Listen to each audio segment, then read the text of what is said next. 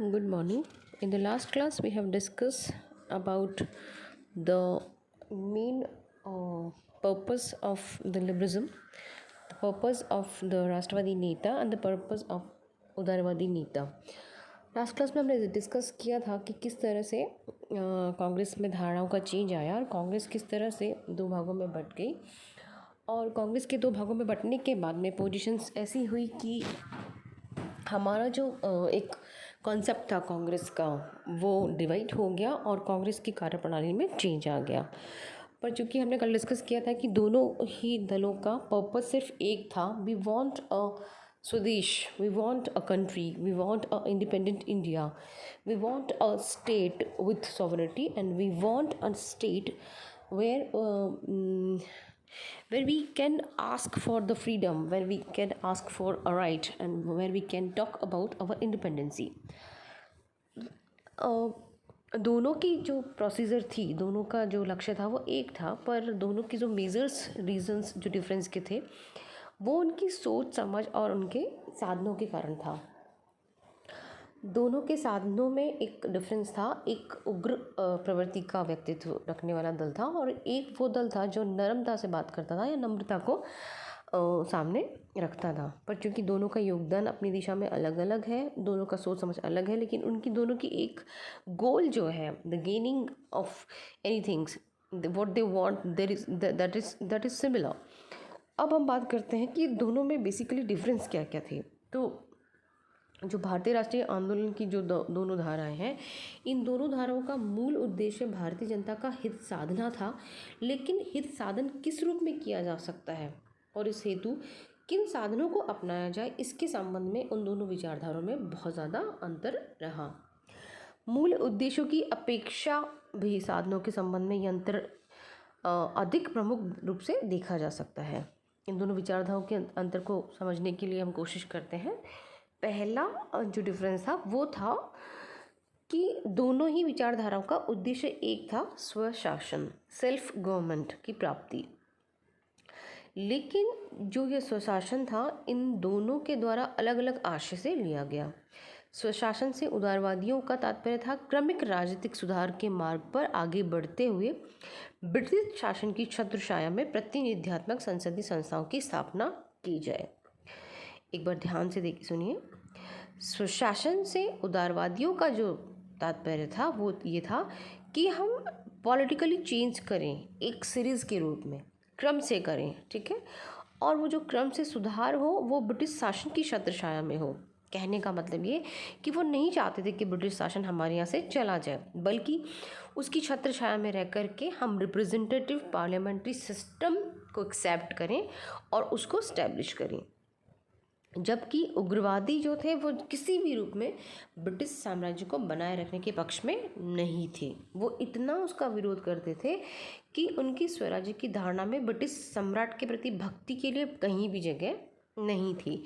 और सबसे बड़ी बात है, जब हम किसी को पसंद नहीं करते हैं, जब हम किसी के फेवर में नहीं होते हैं, जब हम किसी की सोच समझ से प्रभावित नहीं होते हैं, तो हमारे लिए उसका अस्तित्व हमारे जीवन में होना या न होना ना के बराबर होता है। when we are not agree to accept the discipline of other people, when we are not agree to support the system which is not governed by us, when we are not agree to support the system where we are not using our voting power, जब ये तीनों चीज़ें एक साथ मिल जाती हैं कि ना तो हमने वोट का उपयोग किया, ना ही हमने वो सरकार चुनी और ना ही हमने उसको सपोर्ट किया, ऐसी कंडीशंस में उस सिस्टम को हम अपने देश में या अपने घर में ही नहीं चाहते हैं। देश तो बहुत बड़ी चीज़ हो जाती है या बहुत बड़ा स्थान हो जाता है।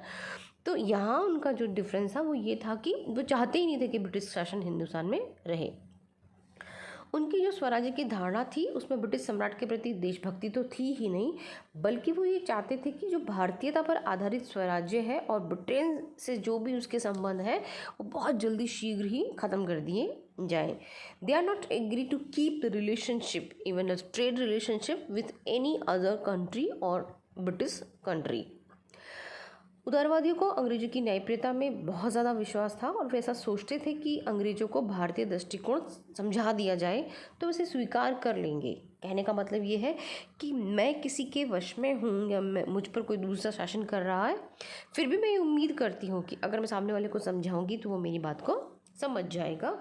वह सब मानते थे, ऐसा सोचते थे कि यदि अंग्रेजों को भारतीय दृष्टिकोण समझाया जाएगा तो शायद वो समझ जाएंगे और उसको वो एक्सेप्ट भी कर लेंगे। जबकि उग्रवादियों को अंग्रेजों की नेकनीयता और उदारता में बिल्कुल भी विश्वास नहीं था। श्रीमती एनी बेसेंट का मानना था कि उग्रवादियों को सरकार के अच्छे इरादों में तनिक भी यकीन नहीं था, जबकि उदारवादियों की आशा का आधार शासन की निश्चलता मतलब सिंसियरिटी थी। लिबरलिज्म ये चाहता था या उदारवाद ये चाहता था कि जो अंग्रेज शासन है वो वाकई में निश्चल है, उसके मन में हिंदुस्तान के प्रति किसी भी तरह की छल की स्थापना नहीं है। उद्देश्य की बात जब हम करते हैं तो उद्देश्य की दृष्टि से भी दोनों में बहुत बड़ा अंतर था। सॉरी, तिलक ये कहा करते थे कि अपने उद्देश्य के कारण नहीं वरन उन्हें प्राप्त करने के उपायों के कारण हमें उग्रवादियों की उपाधि मिली है। उदारवादी केवल संवैधानिक साधनों का प्रयोग ही उचित समझते थे और उनके द्वारा अपनी मांगे मनवाने के लिए प्रार्थना पत्र भेजने, स्मृति पत्र भेजने, भाषण देने, लेख लिखने और शिष्टमंडल भेजने जैसे तरीकों का प्रयोग किया जाता था। जबकि उग्रवादी जो थे वो इन तरीकों की प्रभावशीलता पर विश्वास नहीं करते थे। उनका ये मानना था कि यदि हम अपना आत्मसम्मान खोकर के कोई चीज़ प्राप्त करते हैं तो वो एक भिक्षावृत्ति है।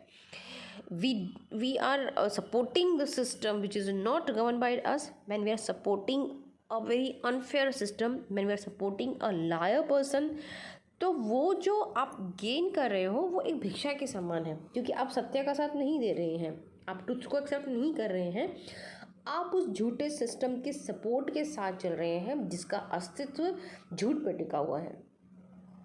वे इस भिक्षावृत्ति की अपेक्षा आत्मनिर्भरता तथा जनसाधारण के बीच कार्य में विश्वास करते थे। इन उद्देश्य से उनके द्वारा स्वदेशी माल के प्रचार, विदेशी माल के बहिष्कार, स्वदेशी संस्थाओं के निर्माण और राजनीतिक प्रशिक्षण हेतु विविध साधनों के विकास पर बल दिया जाता था।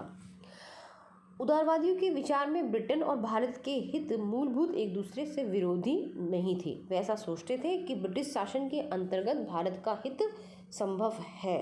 बड़ी अजीब सी बात थी या बड़ा अजीब उनका सोच था कि वो इस चीज़ को स्वीकार करते थे कि एक विदेशी जाति आपके यहाँ शासन कर रही है, फिर भी आपके जो हित हैं वो उसके कंपैरिजन में उसके बराबर है, मतलब उसका और आपका सोचना बिल्कुल बराबर है।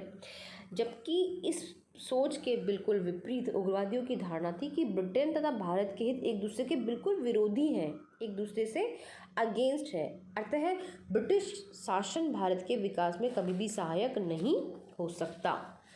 उदारवादी पश्चिमी शिक्षा और सभ्यता को एक्सेप्ट करते थे। उनका मानना था कि पश्चिमी सभ्यता और संस्कृति जो है वो भारत का विकास करेगी, जबकि उग्रवादी प्राचीन हिंदू धर्म, सभ्यता और संस्कृति तथा उनके आधार पर विकसित हिंदू राष्ट्रीयता के पोषक थे।